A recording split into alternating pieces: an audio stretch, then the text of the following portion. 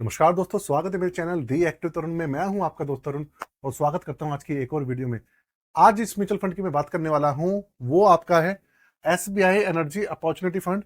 इसकी मैंने पिछले महीने भी एक वीडियो लेके आया था। लाने का रीजन ये था कि भाई लोग परेशान बहुत ज्यादा थे, जो उनकी इन्वेस्टमेंट थी वो लगातार गिर रही थी, जो इसके रिटर्न है वो लगातार माइनस में जा रहे थे। अब इसका क्या हाल चल रहा है? अब लोग तब तो परेशान थे तो उनको वीडियो मिल गई, लेकिन अब क्योंकि मार्केट थोड़ी स्टेबल है, पॉजिटिव रिस्पॉन्स भी दे रही है, अब इस कंडीशन में इस फंड का चल क्या रहा है इसके ऊपर बात करेंगे दोस्तों। और साथ में बात करेंगे कि क्या इसका हाईएस्ट पॉइंट था और क्या कितने पे अभी पहुंच गया है और रिटर्न्स वगैरह किस तरीके से अभी चल रहे हैं इसके। ठीक है, तो स्वागत है मेरे चैनल दी एक्टिव तरुण में। मैं हूं आपका दोस्त तरुण और स्वागत करता हूं आज की एक और म्यूचुअल फंड रिव्यू की वीडियो में। आज हम बात करने वाले हैं एसबीआई म्यूचुअल फंड हाउस की तरफ से आने वाले one and only energy sector के फंड। वन एंड ओनली मतलब जो सबसे पहले आया था वो फंड है हमारा एसबीआई एनर्जी अपॉर्चुनिटी फंड। दूसरे नंबर पे जो फंड हमारा आया था वो आईसीआईसीआई का एनर्जी फंड है, वो भी आ चुका है। तो दो फंड है फिलहाल एनर्जी के अंदर। इसकी बात करेंगे तो एसबीआई के ऊपर ज्यादा इन्वेस्टमेंट आई हुई है क्योंकि भैया भरोसा ज्यादा है। और बात करें, ये एक इंडेक्स फंड नहीं है, इस चीज का ध्यान रखिए। ये इसका जो बेंचमार्क है वो एनर्जी सेक्टर का बेंचमार्क है, लेकिन ये फंड मैनेजर के द्वारा ही ऑपरेट हो रहा है। तो फंड मैनेजर के द्वारा पूरी की पूरी मतलब पूरा उसके पास ऑप्शन है कि भाई वो इसको कंट्रोल कर पाए और जो इसके रिटर्न्स हैं उनको कोशिश करे कि कम से कम जो रिटर्न्स है कम से कम गिरे और पॉजिटिव ज्यादा रहे। तो सबसे पहले बात, इसका जो एनएवी है अभी देखिए, अभी चल रहा है इसका 10 रुपए 83 पैसे, 10 रुपए 83 पैसे चल रहा है। और इसका हाईएस्ट एनएवी की बात करूंगा मैं, जो 10 रुपए से लॉन्च होने के बाद 10 रुपए से पहुंच गया था 12 रुपए 14 पैसे। इसके अंदर रिटर्न बहुत अच्छे आए थे। एनएफओ के अंदर करीबन 5 लाख एप्लीकेशन आई थी और इसके अंदर सबको मिला भी नहीं था एनएफओ, ये भी हुआ था। तो उस कंडीशन में हुआ क्या, जब लॉन्च हुआ तो लोगों ने तब भी इसके अंदर इन्वेस्ट किया। तो इस तरीके से लगभग लगभग इसके अंदर देखिए आप 10,486 करोड़ का इन्वेस्टमेंट तो आ चुका है इसके अंदर। 10,500 करोड़ का इन्वेस्टमेंट है इसके अंदर और करीबन 6500 करोड़ तो लॉन्चिंग के दौरान ही आ गया था, एनएफओ पीरियड में आ गया। तो अब जो इसका रिटर्न निकल के आ रहे हैं, सीएजीआर निकल के आ रहे हैं, वो 8.36% रह गए हैं।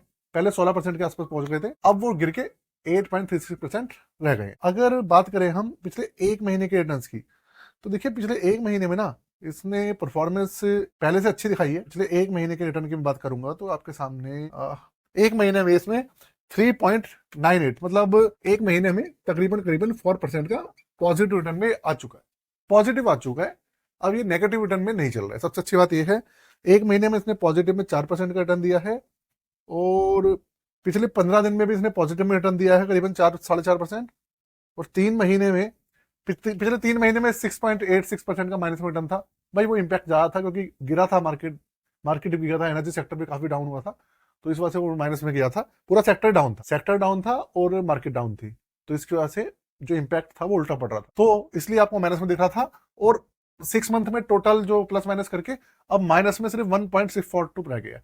मतलब अगर आप 6 महीने का रिटर्न उठा के देखेंगे तो सिर्फ 1.5% के आसपास का माइनस में है। बाकी ये काफी रिकवरी कर चुका, मतलब रिकवरी का मतलब ये है इसका 10 रुपए के प्राइस से यहाँ पे बात हो रही है। जिन लोगों ने महंगा खरीदा है तो भाई उनको तो माइनस में ही दिख ही रहा हो। आगे चलते बात करते हैं इसकी रैंकिंग की। तो रैंकिंग है इसकी 3 स्टार दोस्त। इंडिपेंडेंट वेबसाइट्स की जो रैंकिंग है वो है, क्रिसिल की, वैल्यू रिसर्च, मॉर्निंगस्टार वालों की नहीं है। और ना ही आपका कोई दूसरी वेबसाइट्स होती है जैसे हमारी मनी कंट्रोल वगैरह हो गया, वो तो खैर रैंकिंग देते नहीं है, उन सबकी किसी की भी रैंकिंग नहीं। तो ट्रू एंड फेयर इसकी रैंकिंग है।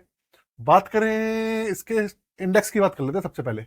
इंडेक्स है इसका निफ्टी एनर्जी टीआरआई। इस इंडेक्स के अंदर ही सारा का सारा खेल है, इसको समझते हैं। उससे पहले चैनल को सब्सक्राइब कर लीजिए और बेल के आइकन को दबा दीजिए। और साथ में अगर आप पोर्टफोलियो बनवाना चाहते हैं या पोर्टफोलियो अपना रिव्यू कराना चाहते हैं तो आप करा सकते हैं हमसे, नया पोर्टफोलियो बनवा सकते हैं 2025 के लिए। और रिव्यू पोर्टफोलियो की मतलब इसके इंडेक्स की। तो इंडेक्स में चलता हूं दोस्तों मैं। इसके इंडेक्स में देखिए सीधा सारा का सारा पैसा इसका 96% पैसा इक्विटी के अंदर है और करीबन 4% 3.5-4% जो पैसा है वो आपका कैश है।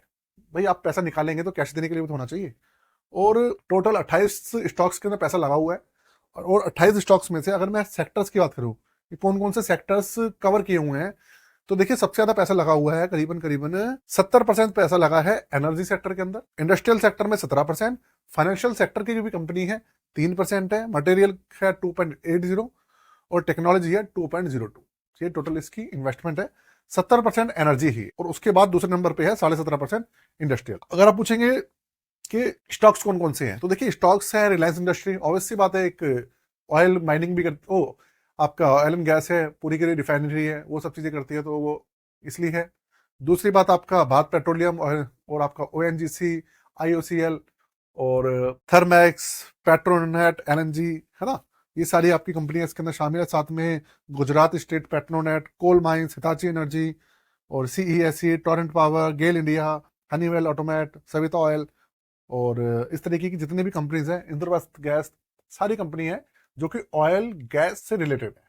क्योंकि देखो भारत के अंदर एनर्जी सेक्टर की हम बात करेंगे तो एनर्जी सेक्टर के नाम पे जो मैक्सिमम है वो आपका ऑयल गैस कोयला, ये है जो मेन है। इसके अलावा आपका अगर हम बात करें कि भाई अभी न्यूक्लियर एनर्जी, विंड एनर्जी, ये सब चीजें हैं लेकिन कम है। तो इन सब की कंपनियां जो है अभी इतनी वेल स्टेब्लिश भी नहीं है। बहुत सारी कंपनी तो ऐसी है जो लिस्टेड ही नहीं है मार्केट के अंदर, तो वो तो वैसे ही नहीं है। तो जैसे जैसे इंडिया आगे बढ़ेगा इसके अंदर और स्टॉक्स चेंज होंगे और नए स्टॉक्स भी आएंगे। जरूरी नहीं है ये स्टॉक्स रहेंगे, ये तो रहेंगे, नए स्टॉक्स भी आएंगे, ठीक है।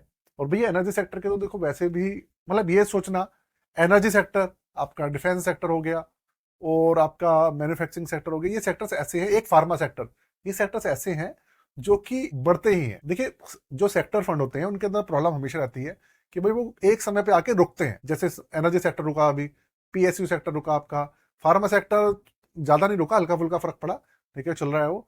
और आपका साथ में एनर्जी सेक्टर और डिफेंस सेक्टर भी डाउन चल रहा था, ऑटो सेक्टर भी डाउन चल रहा था। तो यार ये चीजें चलती रहती हैं डिफेंस सेक्टर के फंड, मतलब सेक्टोरियल फंड में। उसके बाद होता है कई बार 6-6 महीने के लिए फंस जाते हैं, रिटर्न नहीं देते। उसके बाद रिकवरी मोड में जब आते हैं तो फिर रिकवरी सारी कर जाते हैं। ये खासियत है हमारे सेक्टर फंड की। और रिटर्न्स अच्छे देते हैं, नुकसान भी देते हैं और रिटर्न्स भी अच्छे देते हैं। नुकसान कैसे देते हैं, मतलब जब माइनस में जाते हैं, गिरते हैं तो अच्छी खासी अमाउंट में गिरते हैं, तो उस टाइम करना क्या होता है, इन्वेस्टर को निकालना नहीं होता है, बस सिंपल सा फंडा है, पैसा निकालना नहीं, निकालोगे नहीं तो टेंशन फ्री रहोगे। आगे बात करेंगे एक्सपेंसिव रेशियो इसका 0.59%, ज्यादा नहीं है, काफी कम है। और एक्सिट लोड जो है वो 1% है, जैसा और फंड्स में होता है 1 साल के लिए, 1 साल के बाद 0%। तो जो भी भाई है भैया, जब भी आप किसी भी फंड के अंदर जाएं, इसमें जाएं, तो हमेशा इस मोटिव से जाएं कि भाई किसी के अंदर भी आप जा रहे हैं, इन्वेस्टमेंट के लिए जा रहे हैं, म्यूचुअल फंड में, स्टॉक में, तो लॉन्ग टर्म के लिए जाएं। 1-2 साल 3 साल के लिए जाके कोई फायदा नहीं होता, आपको रिटर्न वगैरह भी ठीक ठाक नहीं मिलते, फायदा के। दूसरी बात, AUM हो गया, मैंने आपको बताया था 10,486 करोड़ का इसके अंदर ऑलरेडी इन्वेस्टमेंट आ चुका है। मिनिमम जो SIP है वो 500 रुपए से शुरू हो जाती है SIP के अंदर, SBI के अंदर। और लमसम जो है वो भी SBI के अंदर, सारी स्कीम्स के अंदर 5,000 से शुरू हो जाता है। 5, 10, 15, 20 इस तरीके से लोग करते हैं, करने वाले। टैक्सेस की बात करेंगे, लॉन्ग टर्म कैपिटल गेन सीधा 12.5% कर दिया गवर्नमेंट ने। 1 साल के बाद पैसे निकालेंगे तो 12.5% भैया टैक्स लगेगा, 1.25 लाख टैक्स फ्री है प्रॉफिट। और शॉर्ट टर्म कैपिटल गेन जो है आपका, वो भी देखिए इनकम टैक्स ही है दोनों, वो आपका 20% फ्लैट है। उसके अंदर आपका 1.25 लाख का कोई एग्जेम्पशन लिमिट नहीं है। 1 साल से पहले पैसा निकालेंगे, 1 साल का मतलब 365 दिन, उससे पहले पैसा निकालेंगे तो फिर आपके ऊपर लगने वाला। तो भाई ये पूरा का पूरा इसका क्राइटेरिया है जो आपके सामने है। अब बात करें इसमें रिकवरी वगैरह कैसी है, देखिए रिकवरी तो ठीक ठाक चल रही है, तो सेक्टर के अंदर भी बूम आया है। तो इस तरीके से प्रॉब्लम जो थी, जो भाई घबरा रहे थे, ऐसा घबराने की जरूरत नहीं है, अब बने रहना है, ठीक। चलो दोस्तों, तो आज की वीडियो खत्म करते हैं। साथ में अगर आपको कोई डीमेट अकाउंट वगैरह की जरूरत है तो नीचे एंजल लोन का अकाउंट का लिंक दिया हुआ है मैंने, लाइफ टाइम फ्री अकाउंट है, आप खोल सकते। और साथ में अगर आप कोई क्रेडिट कार्ड की जरूरत है आपको, या डीमेट अकाउंट वगैरह की जरूरत है, तो बता दिया मैंने। आपको क्रेडिट कार्ड के लिए अप्लाई करना है या फिर आपको बैंक अकाउंट चाहिए, बहुत सारे भाई ऐसे होते हैं बैंक अकाउंट के लिए और क्रेडिट कार्ड के लिए अप्लाई करना चाहते हैं, तो उनका भी लिंक मैंने डिस्क्रिप्शन में दिया हुआ है, जो बेस्ट है और लाइफ टाइम फ्री है, जाके चेक कर सकते हैं। IDFC का है, आपका HDFC का है, ठीक, जाके आप उसका लिंक चेक करो।